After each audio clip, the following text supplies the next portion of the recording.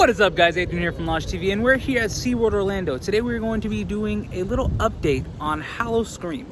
We're going to see where the event entrance is, where some houses could possibly be, and some more. So let's get into the park.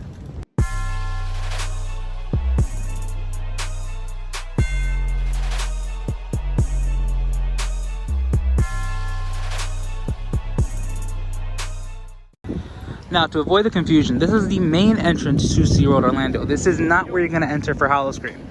That's going to be all the way on the opposite side of the parking lot, where they might make you end up parking if you're doing Howl-O-Scream anyway. So we're going to go over there so I can show you guys where it is, and we're going to walk back this way to enter the park normally. And just for perspective, this is where the entrance for Howl-O-Scream should be, according to the parking guideline they gave us. So you'll possibly walk straight through these gates and then straight into Howl-O-Scream, which my guess is we're gonna end up having a scare zone right in there, which will be like a first fear scare zone. And then for perspective, you turn this way, and this is where I think they'll have the preferred parking on this side. This is just my guess, and then the rest will be regular, and then all this parking will be used.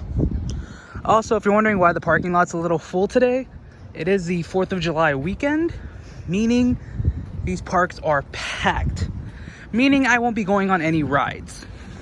The other reason I'm not going on any rides today is because I have my backpack with my camera and everything in there, but it's raining, so that might not even come out.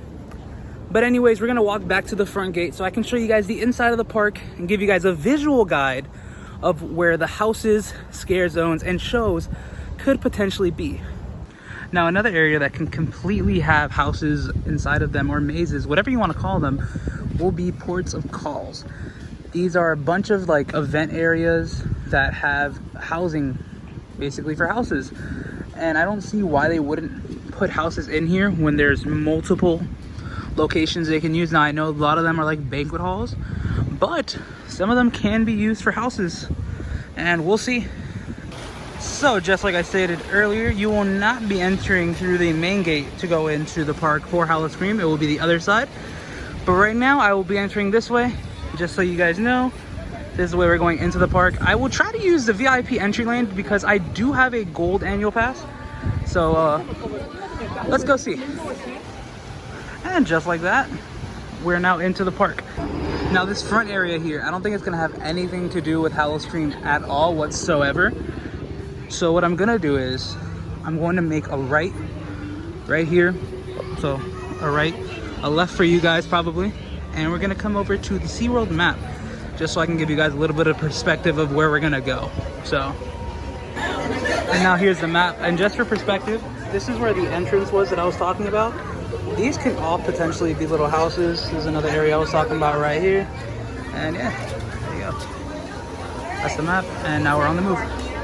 Now diverting off the path a little bit, you can see right here on the 2021 calendar, they have Spooktacular. However, they do not have Howl-O-Scream on here.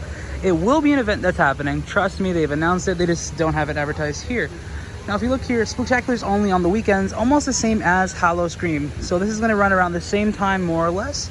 Spooktacular is more of an event for the daytime guests with the children. Howl-O-Scream's for the kids with haunted houses, scare zones, and live entertainment. And now, sorry, I didn't mean to turn like that. Behind this door is where they have the walkway to the festival area, more or less. So where we just were, where I was looking in, saying that it could be a scare zone, this is where that street is. And this goes all the way back to where that entrance was for the event that I was talking about in general. That whole area over there is where I was saying that there could be a scare zone. I was standing literally parallel with where I am right now, just to show you guys where it's at. This is the lagoon where I said they can possibly have a lagoon show, which would be pretty awesome to see. You could interpret the Siren in any way, shape, or form, and I'm pretty sure people will love it. It's a pretty nice size amphitheater, so you can fit a lot of people in there to watch it. So, cool concept. We'll see if they run with it.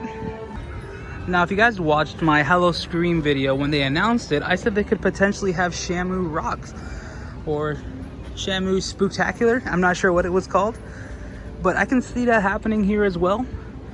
Who knows? They don't really use the name Shamu here anymore. They usually just call it the Orca Encounter. But it would be pretty cool to have that theming back and give a little head nod to the past. Anyways, now we're gonna go this way, which is towards Icebreaker, so we can see what else can potentially be something at the event this year.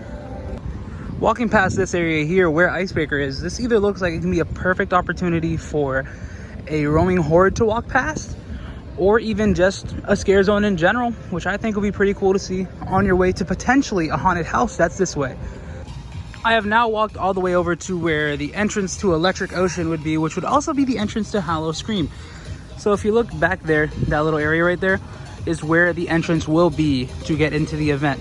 You can go one of two ways, either the path that I showed you earlier, which is where I said there could be a scare zone, or this way. So if you come this way, you turn around. Well, that's just my guess. I'm not 100% sure. But you go this way, you turn around, and you have the Wild Arctic area, to which I'm pretty sure they can house an entire maze in there, which I think would be pretty cool because that's an unutilized area, something they haven't done in a very long time, using the Wild Arctic. And I don't see why they wouldn't do this. It would make so much sense. It would literally just be perfect. That's just my theory, but this whole area could easily be closed off, especially if you're using the Orchid counter, since it goes, one side enters from that side of the lagoon, and the other one enters from that side of Sesame Street land. So you didn't have to touch this land at all. Unless they're trying to give you some kind of spooky Sesame Street land, I don't know. So now we are right here next to Infinity Falls. We move slightly to the left. Well, from right here we can't really see it well, but there is a green building back here, and I'm not gonna cross that sign because it says I'm not allowed to go back there. But if you go back here, you can see that there is a green building, not this one per se, but there's one further back. That can be a prime location for a haunted house. And I don't see why they wouldn't do that. It can spread out the flow of the haunted house, allow you to have more houses at this event, of which I think there will be between 4 and 6. I know before I said 3 to 5, but I'm thinking there might be a little bit more based off some things. And now right here, we also have a show called Elmo Rocks. Where the show is located, I do believe that we will be getting a show based on the Siren herself. Kind of like what we saw in the media day that they announced this. So over here, right next to Mako, of course, what they used in the trailer for the actual reveal of the Siren was Mako. So I don't see why they wouldn't have her surface right here next to Mako and the lagoon. So this makes so much sense. But yeah, Elmo, enjoy your time, because I think in September a Siren's coming for your spot. And now, just for perspective, earlier, that's that green building that I was talking about. It's on this side of Infinity Falls, so it's over there, just for another view at it.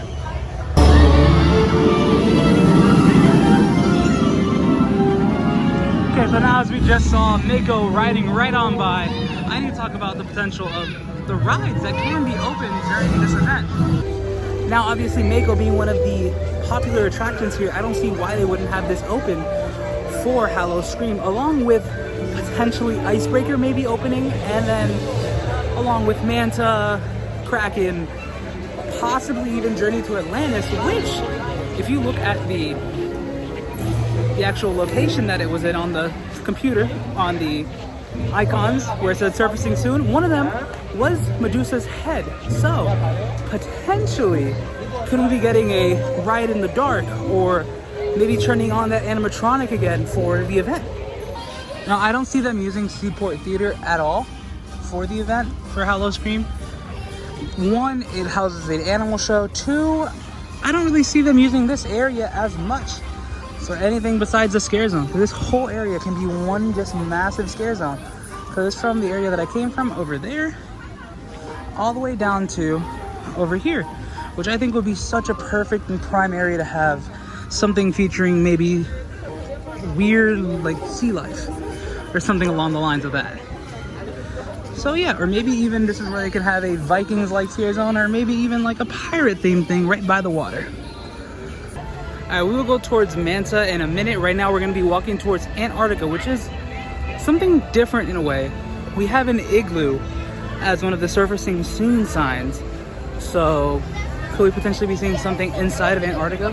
Maybe in the unused penguin attraction, maybe just this area turning into a scare zone. I mean, I can see it. This park's already very dark as it is. When it comes to nighttime, if you ever hear past like 8 o'clock, 9 o'clock, it is very dark here. So I can see this whole thing turning into a zone. I mean, I'll turn around the camera so you guys can see it. I think if they get rid of the little stations over here for the event, obviously, and just have this whole area be a scare zone, or maybe even if they just open like an ice bar over here, that'd be pretty cool. Maybe that's where they have their interactive bar that they talked about on the website. And over there in the distance, you guys see Journey to Atlantis. I talked about that already. But there's also a potential of there being an Atlantis themed house. If you guys saw, we saw Poseidon's Trident as another one of those surfacing soon signs. I'll put that on the screen as well so you guys can see it. So can we be seeing a Journey to Atlantis themed haunted house? Who knows? Not sure.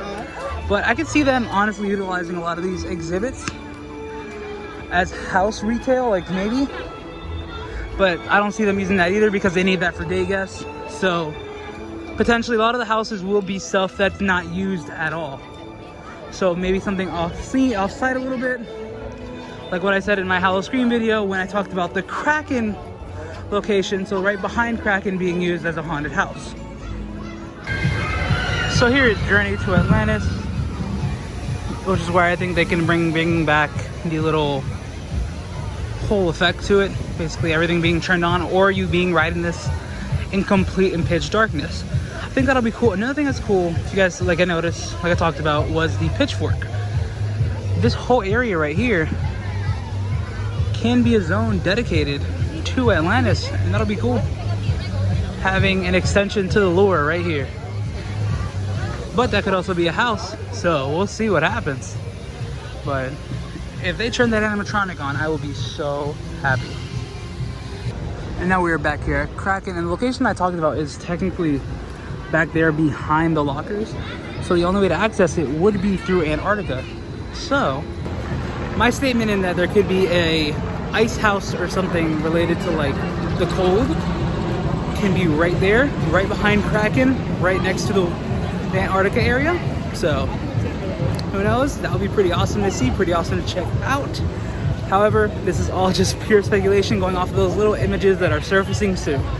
Now we're gonna walk towards Turtle Trek to give you guys more of a question mark to me when it comes to this of where things can possibly be and what could be going on. So this walkway from Journey to Atlantis over to Turtle Trek area is where they could potentially have another scare zone. I mean, it's a dark area. You can already see where they can set up lighting rinks and everything of that nature.